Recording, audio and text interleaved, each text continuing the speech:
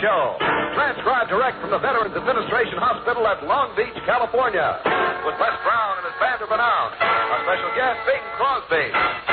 And here he is, Bob Hope.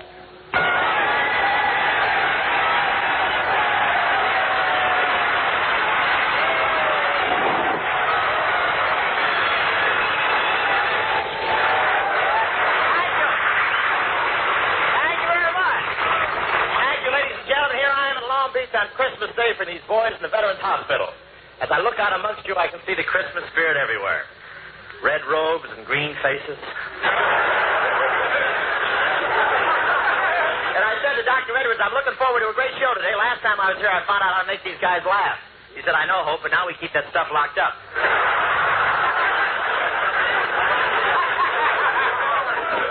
I thought this was a hospital, but I never saw such a healthy bunch of guys. In this place, you're not considered ambulatory until you pass the nurse you're chasing.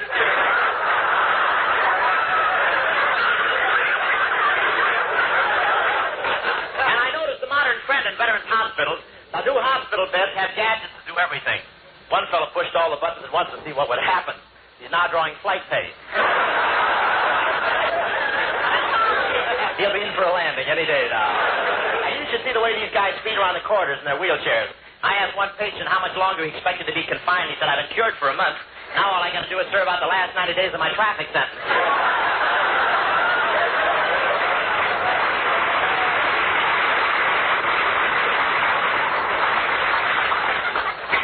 And one patient even had the Christmas spirit while he was being bandaged. He turned to the doctor and said, before you wrap it, I'd like to put a card in it.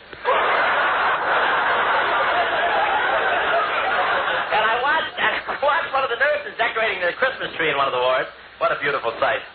And the limbs on the tree weren't bad either.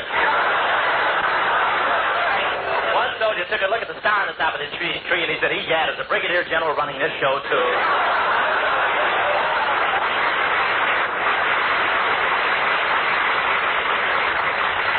I think it was General Estabrook, I'm not sure.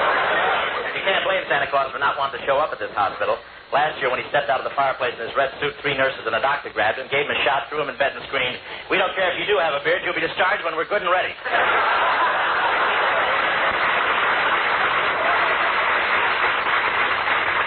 I played Santa Claus for my kids, and it was great. I had a real Santa Claus suit and came down a real chimney. It was exciting. They had a real fire. They had to beat me out with my own beard. But it's been a great day here at the Long Beach Veterans Hospital. I had dinner here, and can these patients eat? The chaplain said, say grace, and between saying grace, they were ready for dessert.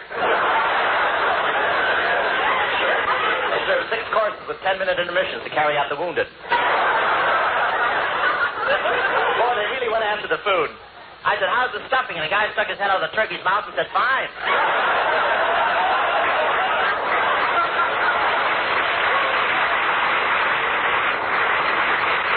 One guy at the table looked really beat. I said, you look like something the cat dragged in. He said, yeah, but he won't drag me out again. I ate him.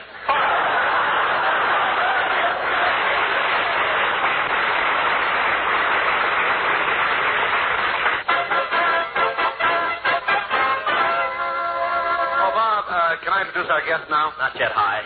Grandpa Crosby can't come dashing out on the stage like he used to, you know. It takes a little preparation.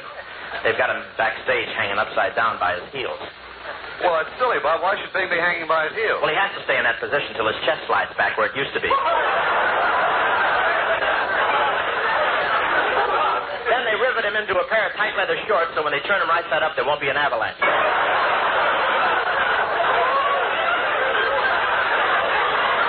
But I got a right to be sore. Wait till I tell you what happened. It was yesterday afternoon. I was in a department store to buy a gift for Bing. Well, there's Santa Claus standing in the middle of the aisle. I'll go over and say hello to him. Well, jolly old Santa. Well, tonight's Christmas Eve, Santa. Are you going to get into your sleigh and sail over the housetops? No, boy, I'm going to the rendezvous and fly around the chandelier.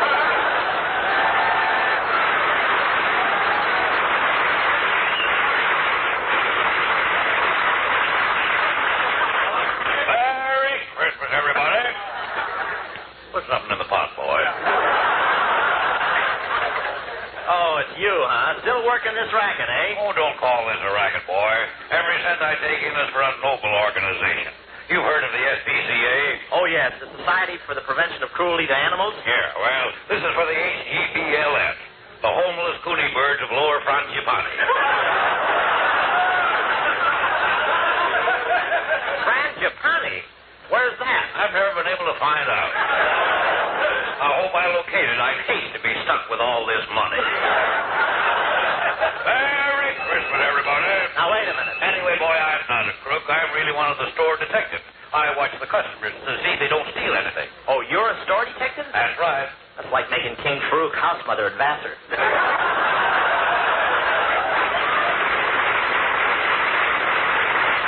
Now, boy, I only dipped in for a few dollars to give to my poor old mother. The little old lady's sight's failing, and she needs a pair of eyeglasses desperately for her work. Oh, I'm sorry. What is her work? She forges unemployment checks. Oh, pardon me. Here comes a guy I don't want to meet. What'll I do? Just crouch down behind the counter there till he goes by. That's it there. Now he won't see you. Merry Christmas, everybody. Hello, mister. Say, aren't you Bing Crosby? Well, that's close enough.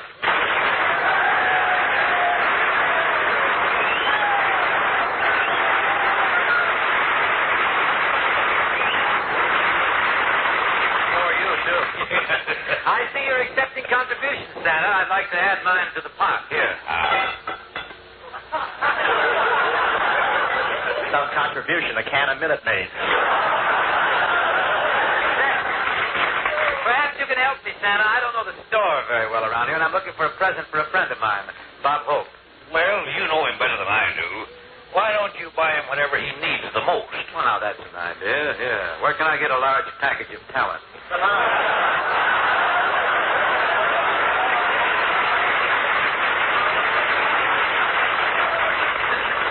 Look who's talking. If he's in my next road picture, he'd be pushing a broom in a cart. I've got to get something for Yogurt Boy. I was going to buy him some shorts. I really thought I'd buy him some shorts, but they don't have a size big enough for him. The only size they had were large, very large, and across the wide Missouri. You've noticed this lad is requiring quite a bit of real estate toward the rear. Oh. He's the low, rambling ranch type himself. I'd hate to try to back him into a two-car garage on a foggy night.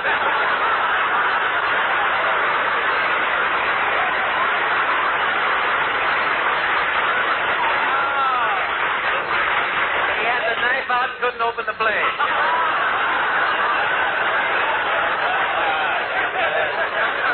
I'd like to open one on you, but where'd you get that little ad lib on, man? I can feel it right between my... Bing, it shouldn't be hard to think of a present for your friend. Think of it the other way around. What's the one thing you'd like to receive from Bob Hope? A postcard from a concentration camp in Siberia.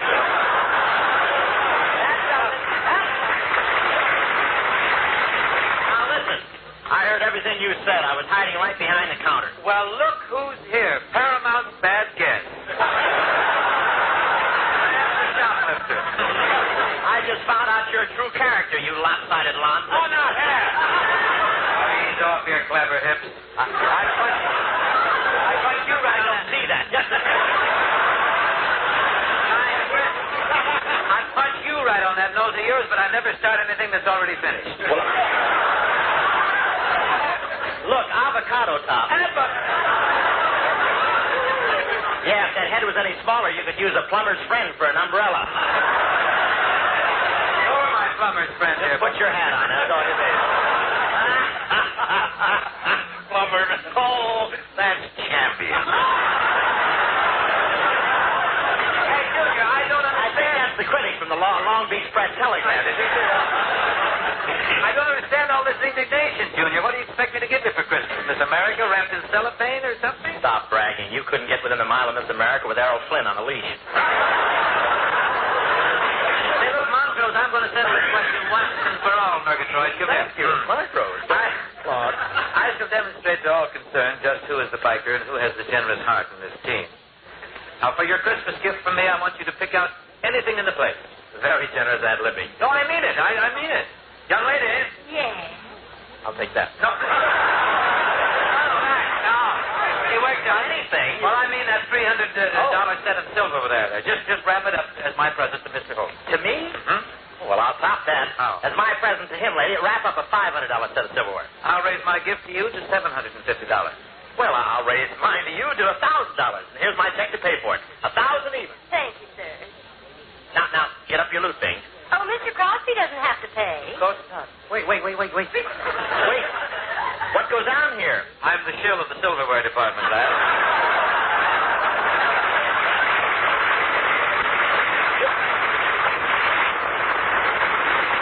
You're the shill? Yes. Gary owns the store.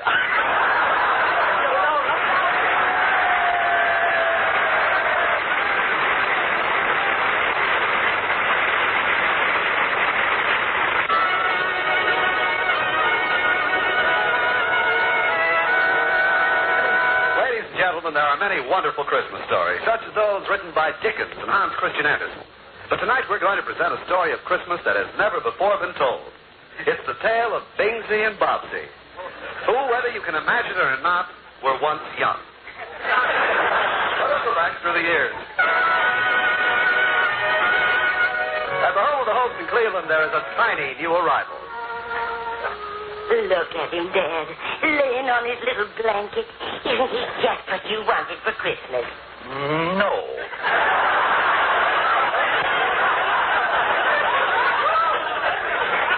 To tell the truth, Ma, what I really wanted was a pinball game. Oh, now that's silly. A pinball game doesn't grow up and stay with you through the years. Maybe not, but at least it had all its marbles.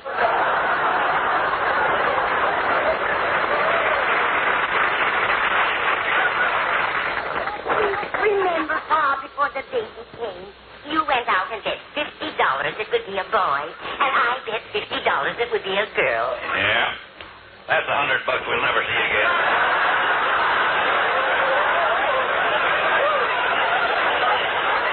Look, just... That means, wait. Look at his little face smiling up at us. Goo.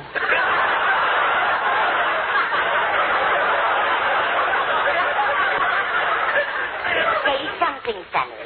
Goo. Again, Sonny. Goo. Isn't it cute? Sonny, tell me, what would you like for Christmas? The new lines I'm laying an egg with is goo.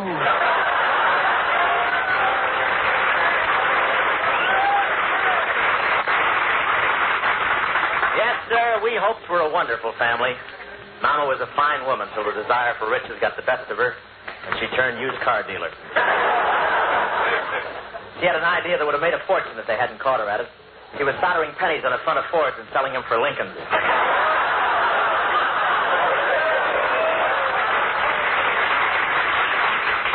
Automobiles, that was all my folks ever thought of. As a baby, I never had any talcum powder. They jacked me up twice a week and Simonized me.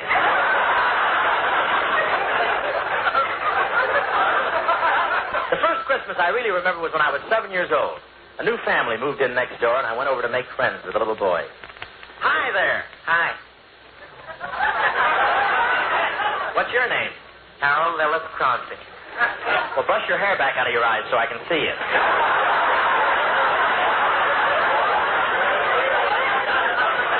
You can tell this is a fantasy. Oh, fantasy. Santa's coming tonight. What do you want for Christmas? I can't have anything. We're very poor. Are you really poor? Yeah, we don't have anything except what my brother Larry brings in on Saturday night. What's that? My brother Everett. What do you want to be when you grow up? Well, most kids want to be an engineer in a big train and go lickety-split. An engineer on a big train and go lickety-split? Yeah, but that's stupid. I want to be a singer. Listen. That old black magic's got minutes, well. That old black magic that I know so well.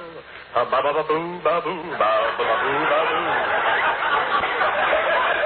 What do you want to be when you grow up? Engineer and go lickety-split and run over you?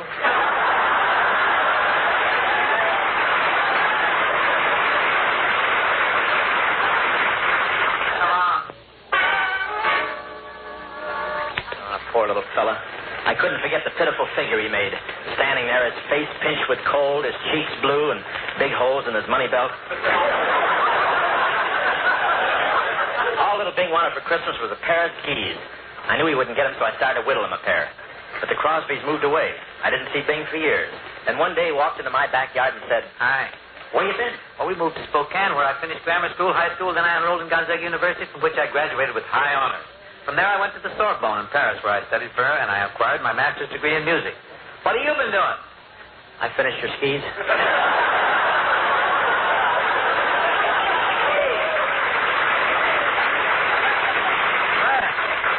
This is double dandy. I don't ski, but they'll keep me from falling down open manholes, I guess. Say, who's this cute bit of fluff coming through the gate? Hey. Yoo-hoo, Bobsy. Oh, she's my fiance. She's so crazy about me, she thinks I'm the only guy in the world. Oh, hello, Bobsy. I just thought I'd come over. Well, who's this? Over the river, Charlie. Skip the gutter. Fluffy up your feathers, will you? I'm a chicken inspector. You really go back. Oh, 23 skidoo. I'm Kid Pepper. You can't shake me. Squeeze me, kid. Squeeze me, kid. I'm a lemon. The ushers will now pass among you with Tums. You're quite a dish, honey. I'm in a generous mood today. You may kiss me if you like. Oh, thank you.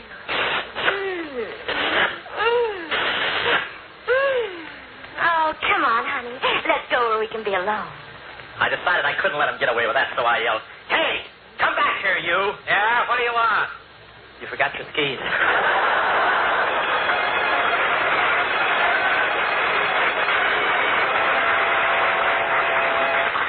I didn't see Bing for several years, but he told me he never made any money till the Carnation Company hired him. Crosby's voice made the cows contented.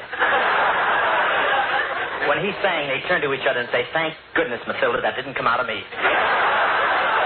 Please, you're speaking of the tonsils I love. I'll take over from here, Robin. To make a name for myself, I went to New York, where I did rather well. I got quite a jolt one day on Broadway when a shabby derelict shuffled up to me and said, "Hey, mister, you got $1 for a cup of coffee?" If I'm a bum in this thing, I may as well be a high-class one.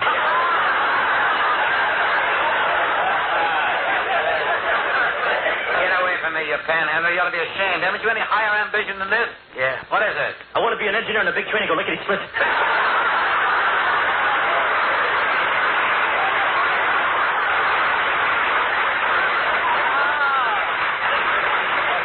Why, Reuben! Yeah, it's me. I'm in awful shape. Can you help me?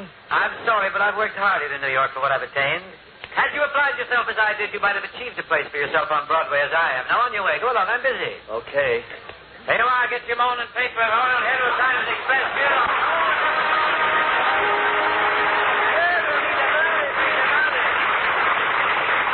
I took pity on Bob, and I added him to my vaudeville act when my seal died. The skin fitted him perfectly, and I soon taught him to sit up, clap his flippers. Oh, what an act it was. By the light, By the ever-loving night of the silvery moon. it rhymes with June and croon and spoon and goon and Les Brown is out of tune. Say, Joe. Yeah, Mo. Did you hear what the fellow said when he buried the light bulb under the ice house? Now, what did the fellow say when he buried the light bulb under the ice house? Mazda's in the cold, cold ground.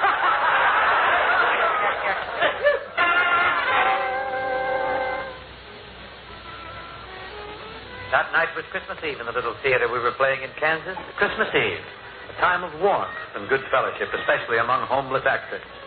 As we sat in our dressing room after the performance, the door opened. The manager of the theater stuck his head in with a genial gleam in his eye. He smiled and said, "You no-talent jerks are fired." Fired? For what? It ain't enough your act this bad, but ever since you've been here, we've been missing popcorn from the machine in the lobby. And all we understand your agent is living here in a dressing room with you. A pack of lies. We never stole anything out of the lobby. And our agent's never been in this room. Just pack up and get out. Well, open the trunk. Gee, thanks, fellas. It's hard to breathe through all that popcorn.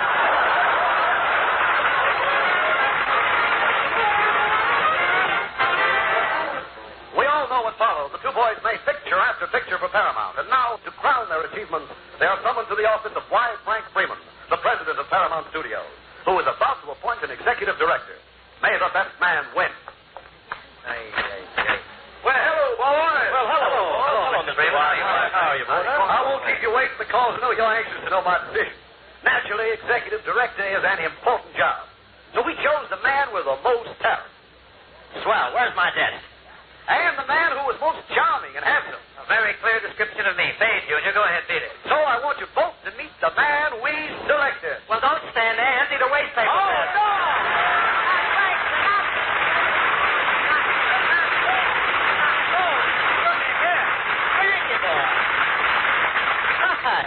Frankie, what are you doing at Long Beach? Well, the shrimp boats landed, and I fought my way out of the net.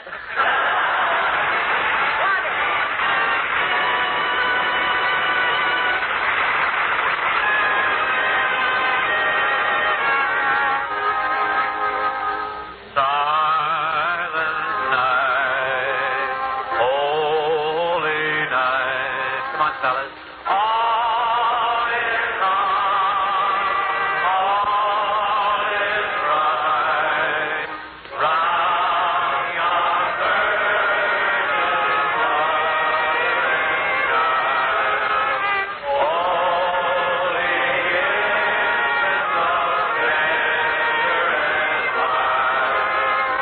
Sleep in heavenly peace. Sleep in